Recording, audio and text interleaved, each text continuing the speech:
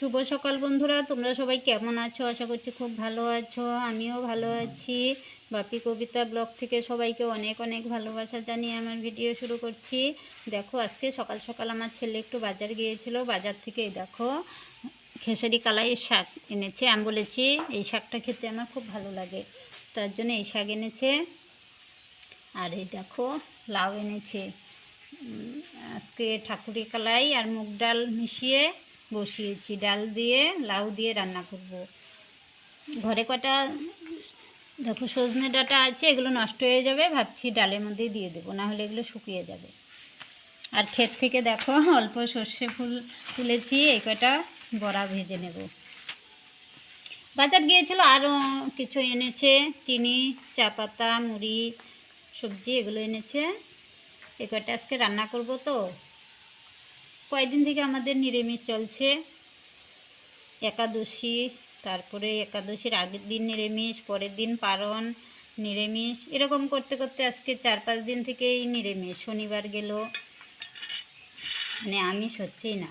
আবার শিব চতুর্দশী, ওটাতেও নিরামিষ খাবো। এবার তো জল ঢালতে পারবো না, মন্দিরে যাব না, আমাদের কাল ওষুধ, তার জন্য যাব না, কিন্তু নিরামিষ খাবো।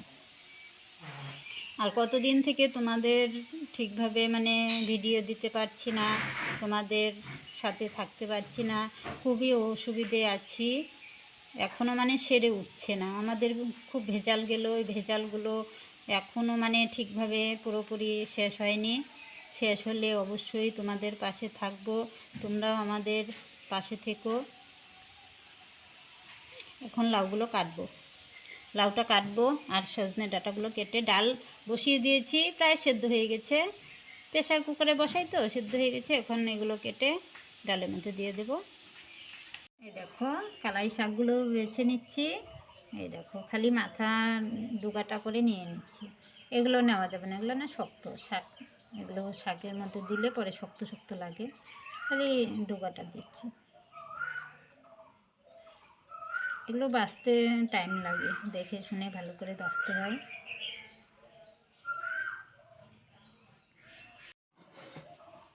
এই দেখো ক্ষেত থেকে বেগুন তুলে নিয়ে এসেছি। এই দেখো কয়টা তুলে নিয়েছি, এগুলো একটু মনে হয় শক্ত শক্ত হয়ে গেছে, এগুলো কেটে ছাগলকে দিয়ে দেব। খেতে অনেক বেগুন হয়ে গেছে, আমরা খেয়ে শেষ করতে পারছি না, আর আমাদের বিক্রি করার লোক নেই, কেউ নিয়ে যাবে না বাজারে, তাই বিক্রি করি না। ছাগলকে কেটে কেটে দেই, আর আমরা যত দূর খেতে পারি খাই। এই দেখো কিছু বেগুন ভাজা করব, আর শাকের মধ্যে অল্প মানে কুটি কুটি করে কেটে ভেজে শাকের মধ্যে দেবো, তাহলে শাকটা ভালো মেশা কষা হয়। এই দেখো কিভাবে ছোট ছোট করে কেটে নিচ্ছি। বেগুনও দেওয়া যায়, আলুও দেওয়া যায়, ভাবলাম বেগুন আছে বেগুনই দিয়ে দেই, তার জন্য বেগুনগুলো কেটে নিলাম। বেশি দেবো না, বেশি দিলে একটা ভালো লাগবে না, তখন খালি বেগুন বেগুন লাগবে। এই দেখো শাক বাছা হয়ে গেছে, দেখো কতটুকু শাক বেরিয়েছে। আর এগুলো সব পাতা, এগুলো শক্ত শক্ত, এগুলো দিলে শাক খেতে ভালো লাগবে না। আমি একদম কুচি ওগুলো বের করেছি। এখানে আর কয়টা ভাজার জন্য কাটবো। দেখো দেখা যায় বেগুনটা পুরোট হয়েছে, কিন্তু না, একদম দেখো কচি, ভেতরে একদম বীজ হয়নি এখনো। ভাজা খেতেও ভীষণ ভালো লাগে বেগুনগুলো, ভীষণ মানে খেতে টেস্ট। আর একদম ভিতরে পোকা হয় না। দেখো একটা বেগুন কাটলাম, একদম পোকা নেই। এগুলো কাটবো, যেগুলো ভালো বেরোয় ওগুলো খাবো, আর যেগুলো খারাপ, খারাপ মানে কি একটু শক্ত হলেই আমি ছাগলের জন্য কেটে কেটে দিয়ে দিই। আমরা আর কত খাবো বেগুন, অত বেশি একটা খাওয়া যায় না, ভাজাটাই একটু বেশি ভালো লাগে।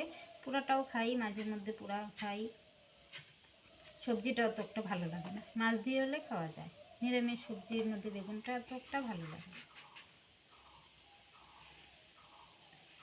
আর কয়টা ভাজার জন্য কাটবো,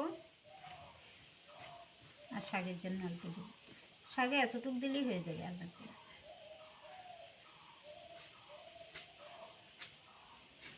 রান্না বসিয়ে এদিকে কাটাকাটি করতে হয়, দেরি হয়ে যায়।